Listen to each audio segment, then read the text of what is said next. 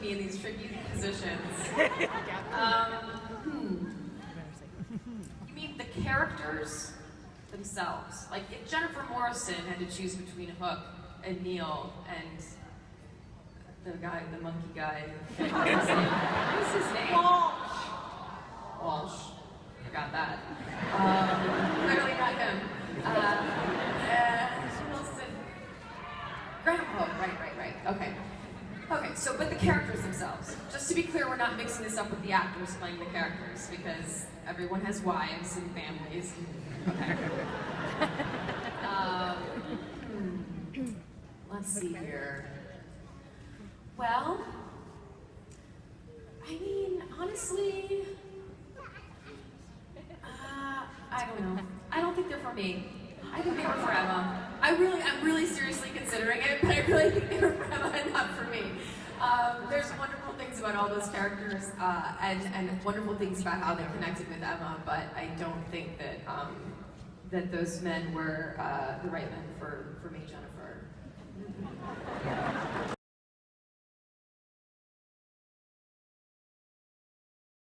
That was an interesting collaboration. We were really struggling going into the pilot, figuring out what Emma's look was going to be, because we wanted it to be something that was kind of iconic. You know, you look at all the Disney characters, and when you see the Cinderella dress, you know it's Cinderella. You see the Snow White dress, you know it's Snow White. You know, Disney's done this incredible job of kind of branding those characters in a way where you can immediately identify so many things just by looking at the image of the character, and we felt a lot of pressure to try to establish that for Emma. And we didn't have a lot of time to do that because I was hired so late. I was the last actor hired for the pilot, so we were rushing to figure this out. And I knew I wanted her to have something that felt kind of like armor, you know, and so the idea of a leather jacket felt right. And then Eddie and Adam felt strongly that they wanted her to be in some kind of color, some sort of pop of color, because she was meant to be the life and the light and the energy that came into Storybrooke in the pilot. You know, that it had been this town that had been under this curse for 28 years and it had been sort of depressed and sleepy in some way, and that she was coming into this town and suddenly waking it up in some way. So the yellow bug was part of that, you know, the pop of that color coming into Storybrooke. And that season, fashion-wise, Balmain had this really cool red leather jacket that was in all of their advertising. And I pull tons and tons of images that feel right for a character when I'm building a character. And I kept coming back to that image, and I brought it to Eddie and Adam, and I was like, would it be crazy for her to wear a red leather jacket? And they're like, no, let's figure that out. So it kind of came from finding that ad and wanting to have that pop of color in Storybrooke, and it kind of just grew from that.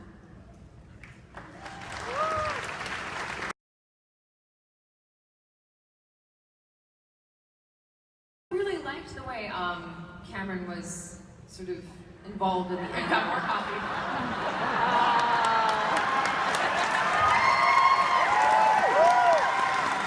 They really are amazing.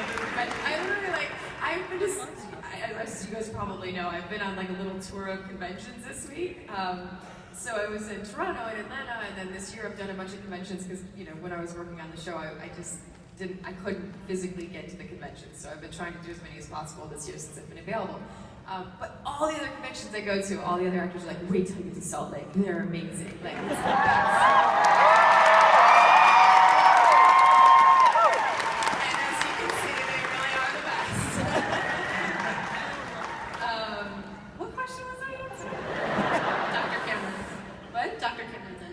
Oh, right, yeah. Okay, so anyway, yeah, I was really excited to be invited back. I really felt like it was such a special part of my life to be a part of that show. That show changed my life in every way possible. That group of actors was just an incredible group of people to work with. David Shore is such a fantastic writer, everything about it. So I was so excited to be invited to go to the end. And then I just loved the way that she was a part of House's journey. You know, I loved that she was sort of that sensitive moment that meant something to him in the end, and that he really respected her opinion and thought of her in that moment. So I was very pleased with how she was involved in the end. So can I ask before we'll get back to you in 1 second, what was it like to go, because you went straight from House to Once Upon a Time. Was that crazy in life, or what was that like? We'll pause for coffee. As much as I love this coffee, it's very unattractive to drink out of this cup, so I'm going to just do a little pouring.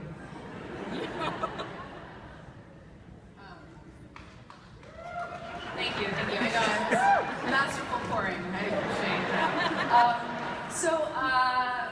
It wasn't exactly, so I went, I finished House, then I went and did The Miracle Worker on Broadway, and then I did a season on How I Met Your Mother. Which was very fun. And that was something that really healed my soul in such a beautiful way, because House, as much as I have just expressed how much I loved it, was a really intense environment. It was an intense show. Everything was heavy and serious, and life or death stakes all the time, you know?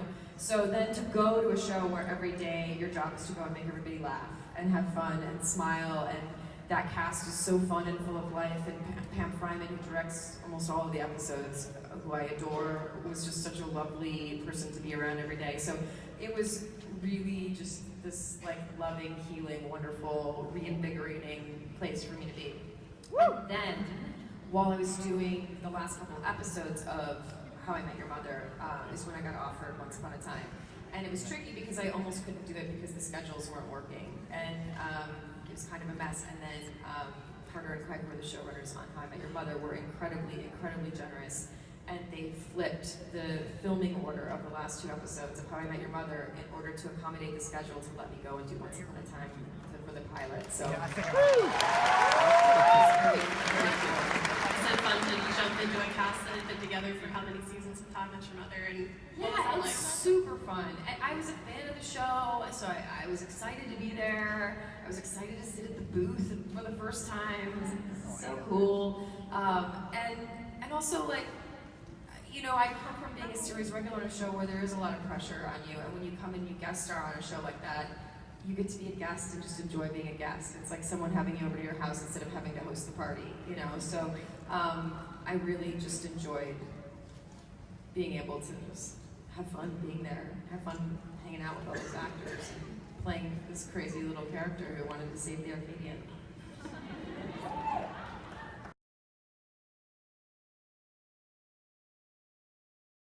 You know, it's interesting because we didn't spend a ton of time off screen together, just because everyone has families and kids, and you know, we have crazy hours, and we go work in a rainy forest for 16 hours a day, come home really soggy and cold.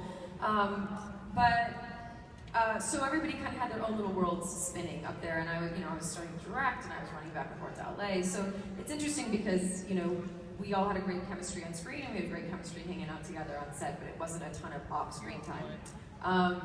Jennifer Goodwin and I were friends before the show, so I always loved time with her. I obviously got to know Josh very well as they became a couple and a family, and so we got to be very close.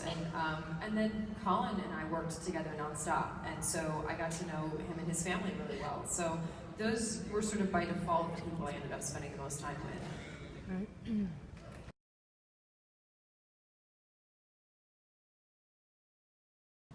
There are a lot of roles on stage I'd love to do. Maybe it's just the theater school in me, but there's just so many of those classic plays that I would love to do someday. There's plays that I've been in when I was like completely age inappropriate for things. I played Martha, who's afraid of Virginia Woolf in college. Like, that was crazy. Changed my life and made me a much better actor, but you know, I'd love to play that character when I am in my 50s and I'm appropriate for that role. I'd love to do The Graduate someday. I'd love to, you know, before I get too old, play Miss Julie. I'd love to be in How to Gabler. You know, I really have such a love for all those kind of classic, really powerhouse female roles. So if there was ever an opportunity to do that, I would love to do that. I'd love to do some Shakespeare. Shakespeare was my focus in college and theater school. So that's something that I really aspire to find a way to do. In terms of film and television, I've been really lucky to play a lot of really strong, smart women. And I obviously want to continue on that path. I feel like I'd like to explore some period pieces. That's something that just keeps kind of coming up for me. I'd love to be in a Western. yeah, I don't know, like I want to play like a, if I had an ideal situation on television right now, I'd want to play like a female Mad Men, you know, be a female Don Draper, kind of, you know, have that period piece, have that complicated sort of anti-hero experience, but from a female perspective in a period piece.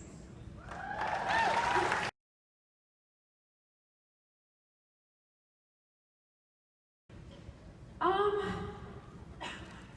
I think, well, I'll start with the best thing. I think, you know, there were a million best things about playing Emma. I love her, I will always love her, she will always have such a special place in my heart. I admire her desire to always do the right thing, even if it's the hard thing. I admire her courage to overcome her wounds and her boundaries and her walls that were very well earned in order to be close to people and have intimacy in her life again. I admire all of those things about her. I love those things about her.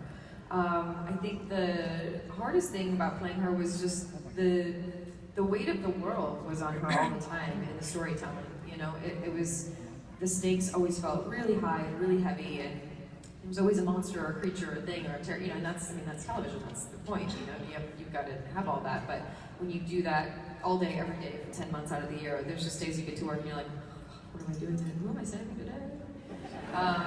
What monster am I slaying today? So, you know, sometimes that would like weigh on me just because you start to feel like you don't want to repeat yourself, and you want to find ways to continue to keep that reinvigorated and fresh, and also feel inspired in those moments. So, you know, sometimes that's why I do so much reading and I watch so many other films. I try to draw an inspiration from other projects in order to kind of inspire the character, re-inspire the character in some ways.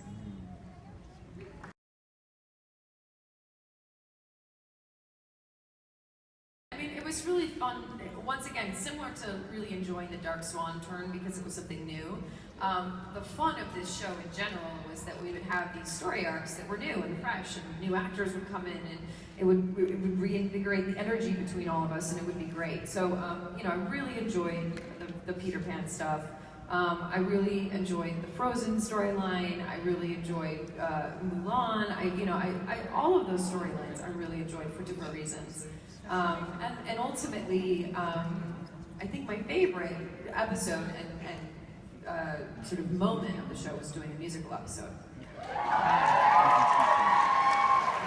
I grew up doing musical theater, and it was just really fun to be able to put that part of my life into Once Upon a Time, and most all of us had musical backgrounds, so it was a really natural thing to do, and the show seemed to really lend itself to that music, so it was really fun.